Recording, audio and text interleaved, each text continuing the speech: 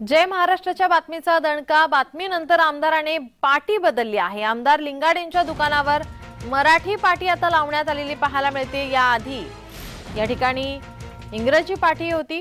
न्यायालयाच्या आदेशाला केराची टोपली दाखवण्यात आली होती, मात्र जय महाराष्ट्राने या संदर्भातील बातमी आधी दाखवली।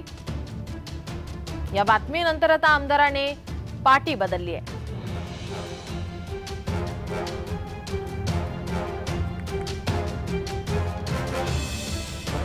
जय महाराष्ट्राच्या बातमीचा दणका। जय महाराष्ट्राने ही बातमी दाखवली होती। आमदाराने आता बातमी दाखवल्यानंतर आपल्या दुकानाची पाटी बदलली आहे। मराठीत पाटी आता ही करण्यात आली आहे। आमदार लिंगाडे यांचं हे दुकान, या दुकानावरती इंग्रजीमध्ये ही पाटी होती, इंग्रजीत ही पाटी होती, मात्र आता ही पाटी बदलण्यात आली आहे। न्यायालयाकडून आदेश देण्यात आले होते।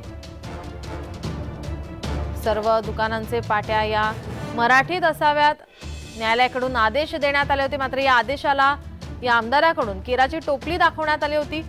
जय महाराष्ट्राने ही बातमी दाखवल्यानंतर आता आमदार लिंगाडे यांच्या दुकानावर मराठी पाटी पाहायला मिळणार आहे।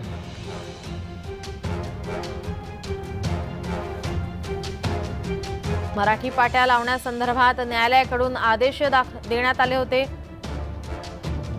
मनसेने सुद्धा हा मुद्दा उचलून धरला होता। ठिकठिकाणी आंदोलन हे करण्यात आली होती। न्यायालयाच्या आदेशानंतर आता सर्वच ठिकाणी मराठी पाट्या पाहायला मिळतात। आपले प्रतिनिधी प्रफुल्ल खंदारे आपल्या सोबत फोन लाईन वरून जोडलेत। प्रफुल्ल, काय अधिकची माहिती? सुप्रीम कोर्टाने दिलेल्या एका राज्यामधील जी भाषा आहे त्या राज्यामध्ये त्या भाषेतील ज्या दुकानावरील पाट्या त्या असल्या पाहिजे। तर महाराष्ट्रामध्ये सुद्धा गेल्या अनेक वर्षापासून मनसेकडून सातत्यानं आंदोलन होत आहेत। आक्रमक पवित्रा देखील मनसेकडून बऱ्याचदा घेतला गेलाय की महाराष्ट्रामध्ये विशेषतः मुंबई सारख्या भागामध्ये बऱ्याच ठिकाणी ज्या पाट्या आहेत त्या इंग्रजीमध्ये पाहायला मिळतात, त्यामुळे ह्या पाट्या मराठीत असाव्या असा आग्रह मनसेकडून धरला गेला होता आणि सुप्रीम कोर्टाचे देखील तसे आदेश होते। असं असताना बुलढाणा जिल्ह्यामध्ये अमरावती पदवीधर मतदारसंघाचे जे आमदार आहेत धीरज लिंगाडे, त्यांच्या वाईन शॉपवर मात्र या ठिकाणी इंग्रजी पाट्या असल्याचं निदर्शनास आलं होतं। त्या विरोधात मनसेने देखील या ठिकाणी आवाज उठवला होता। जय महाराष्ट्राने ही बातमी प्रसारित करताच आमदार धीरज लिंगाडे यांनी आपल्या दुकानावरील ही जी इंग्रजी पाटी आहे ती हटवण्यास सुरुवात केली आणि लवकरच त्या ठिकाणी मराठी पाटी ते लावतील अशी माहिती मिळते। त्यामुळे जय महाराष्ट्राच्या बातमीचा या ठिकाणी इम्पॅक्ट म्हणावा लागेल। अखेर धीरज लिंगाडे जे आमदार आहेत त्यांनी आपल्या दुकानावरील ही पाटी हटवलेली आहे आणि लवकर त्या ठिकाणी मराठी पाटी आहे ती पाहायला मिळणार आहे। नीलम, धन्यवाद प्रफुल्ल, तुम्ही दिलेल्या सविस्तर माहितीसाठी।